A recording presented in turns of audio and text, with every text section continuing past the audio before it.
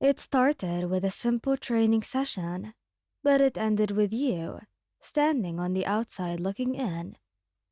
You watched them become a perfect trio and realized there was no longer a seat at the table for you. You notice her the moment she walks through the classroom door. Of course you do. Everyone does. She's the kind of beautiful that makes people stop mid-sentence with an effortless grace that seems almost unfair.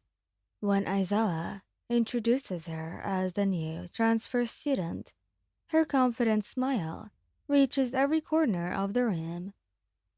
My quirk is press, she explains, and suddenly the air around her hand fractures into a dazzling display of crystalline light. I can manipulate and solidify light into various forms. I look forward to working with all of you. You applaud politely with everyone else, trying to ignore the small knot forming in your stomach. It's just a new classmate, nothing to worry about. But then, she sits in the empty desk behind Kirishima, and you catch the way his eyes widen with interest. That's so cool, he exclaims, turning around in his seat. Can you make weapons? That would be super manly for close combat. She laughs. Actually, yes. Maybe we could train together sometime. Oh, definitely. Kirishima grins. You tell yourself that it's fine. Kirishima is friendly with everyone. That's just who he is. The problems start during combat training.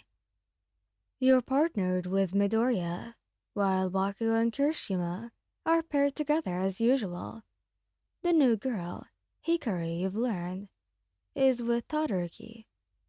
You try to focus on your own match, but your eyes keep drifting to where they are. Except when you look back, they're not alone. Hikari has wandered over during the break, and she's demonstrating something to the both of them. A blade of solid light materializes in her hand, refracting the gymnasium's fluorescent glow into rainbow patterns across the floor. Bakugo's watching with those sharp, analytical eyes. He gets when something catches his interest. Kirishima is openly impressed, asking questions that you can't hear from this distance. Are you okay? Midoriya asks, and you realize you've completely lost focus. Yeah, I'm fine. You lie, forcing a smile. But you're not fine, not when training ends, and the three of them are still talking, heads bent together in discussion. Not when Bakugo actually explains one of his strategies without yelling. Not when Kirishima throws his arm around both their shoulders like it's the most natural thing in the world. You trail behind as the class heads back to the locker rooms, suddenly feeling like an outsider in your own relationship. It becomes a pattern. Lunch finds the three of them huddled together, discussing quirk combinations and training regimes. Hikari's analytical mind matches Bakugo's strategic thinking, and her want for self-improvement resonates with Kirishima's own dedication. They're perfectly balanced, brain, brawn, and beauty. Where do you fit in that equation? You start sitting with Mina and Dinky instead, laughing at their jokes while stealing glances at the table where your boyfriends sit with their new friend. Sometimes Kirishima looks up, catching your eye with a confused expression, but you're always too quick to look away. Why don't you just join us? He asks one day, appearing at your side with that open, honest face you love so much. You guys seem busy, you say, keeping your tone light. I don't want to interrupt this strategy session. You wouldn't be. Kirishima, Hikari's voice cuts through the cafeteria. Bakugo wants your opinion on that combination move. He glances between you and their table. Torn, you make the decision for him. Go ahead. It sounds important. The smile he gives you doesn't quite reach his eyes, but he goes anyway. And you're left standing there, holding your lunch tray, feeling like you're watching your relationship slip away in real time. The worst part is that you can't even hate her. Hikari is kind. She compliments your costume. She offers to help you study for President Mike's English exam. She's never been anything but friendly. Never tried to exclude you or take your place. Maybe that's why it hurts so much. Because you can see it. How well she fits with them. How her quirk complements theirs in ways yours doesn't. How she keeps up with Bakugo's intensity and matches Kirishima's energy without breaking a sweat. How she's everything.